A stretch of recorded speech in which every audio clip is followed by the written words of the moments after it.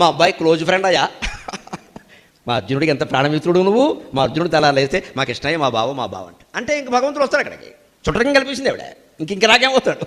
ముందు పేరెట్టి పిలిచింది, తర్వాత యదుభూషణ అంది, మా పుట్టింటి వైపు చుట్టమయ్యా అంది, తర్వాత మా అబ్బాయికి స్నేహితుడు అయ్యా అంటే వచ్చేస్తున్నాడు అమ్మా అన్నాడు.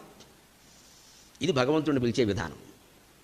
మన పిల్లల గురించి మన అభివృద్ధుల గురించి దేవుడి దగ్గర ఏడుస్తాం, కానీ దేవుడే కొడుకని భావిస్తే అంతకంటే అభివృద్ధి ఉంటుందా? అలా ఏడవాలండి దేవుడి దగ్గర. మా అబ్బాయిని బాగా చూడు, మా అమ్మాయిని బాగా చూడు, మా వడ్డీ వ్యాపారం బాగా చూడు, ఈ దిక్కుమాలిన మాటలు కాదండి ఎంతసేపు. అవన్నీ ఆయన చూసుకుంటాడు.